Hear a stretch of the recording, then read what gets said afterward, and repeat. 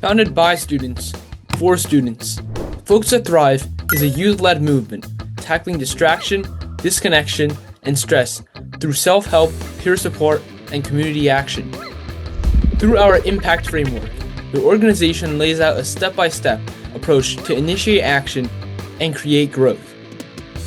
Our objective is to build a resilient generation, one team, one partnership, one community at a time. Join us by subscribing to our channel.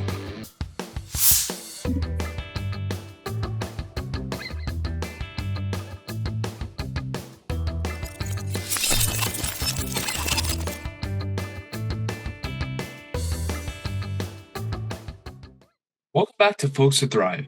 In this episode, we're talking about working memory and test prep, how to reduce overload, remember more, and walk into tests actually ready. Here's a quick truth. Test prep doesn't happen in one day and there's no shortcut to learning, but there is a smarter way. Active learning, good habits, and the right tools. Working memory is like your brain's scratch pad. During the test, it holds directions, formulas, vocabulary, and steps while you solve problems. But it has limited space. When you overload it, that's when you blank, rush, or make careless mistakes. So the goal of test prep is simple. Move key info out of the scratch pad and into long-term memory so working memory can focus on solving and not scrambling. Here are strategies that save working memory because they turn loose pieces into organized chunks. For example, you have chunking, which involves grouping information, mnemonics, which are images, maps, and peg words, hierarchies, which are categories and levels, rehearsal, especially distributed practice, and semantic processing, which are understanding meaning, not just memorizing. When ideas are grouped, pictured, and organized, you don't waste working memory trying to hold everything separately. Step 1 of the great test prep is to build a study guide that clears your head. Put notes, homework, quizzes, examples, and teacher handouts in one place. Then rewrite into short summaries, outlines, charts, or compare-contrast tables. Main ideas first, then all the jazz and details underneath. And leave space for your questions, work examples, and practice responses. And most importantly, include your past mistakes so you redo them and stop repeating them. A strong study guide turns scattered notes into one organized place to think. Apart from better organization, if you want better memory, don't reread, retrieve. You can make your own flashcards, do a brain dump, or explain a topic out loud like you're teaching someone. You can also use your old test to find your own gaps, then patch weak spots in your guide. And if you can pull the information out, you're preparing for the real demand of a test. Cramming feels productive, but spacing works better. Break one long study session into shorter blocks across several days. Come back after a gap so your brain has to rebuild it. That's how memory strengthens. You can include quick self-testing inside each session, and in later sessions, focus on weak areas instead of repeating everything equally. Same total study time, but better retention and less overload.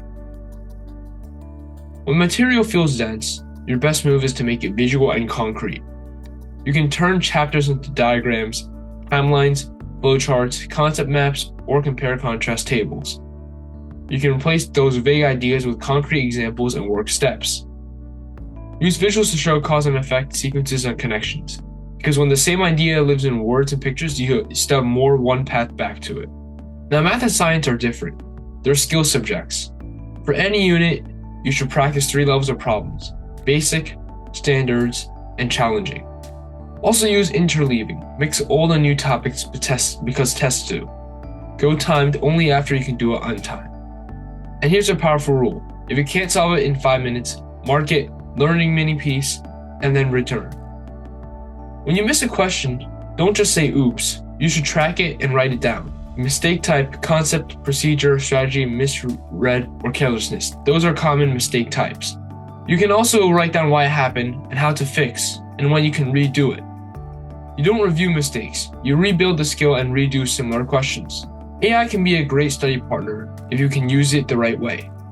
Because AI is best for turning notes to clean study guides, creating practice questions at different levels, explaining mistakes in a way you understand, and by generating step-by-step solutions and alternate methods. But don't just read the solution. Ask AI to explain it to you and quiz you, and force you to do steps to solve problems. A safe and powerful way to use AI is you attempting a problem first, even if it's messy, AI can give feedback in the next steps. If you get stuck, ask for hints first, not full solutions. AI helps when it supports thinking, and it hurts when it replaces thinking. Test day isn't just what you studied, it's how you show up. Go get sleep so attention and recall aren't fighting exhaustion. You should eat a good breakfast, bring water or a snack to fill out. Know the format, timing, and materials. You should arrive with a pacing plan and always read questions carefully. Let's lock in 5 rules. Organize first so your brain doesn't search everywhere at once. You should chunk, picture, and connect ideas before drilling. Practice retrieval and not rereading. And space review across days instead of cramming all within 1 or 2 days. And protect test day attention with sleep routine and calm pacing. Study smarter, reduce overload, and show what you know.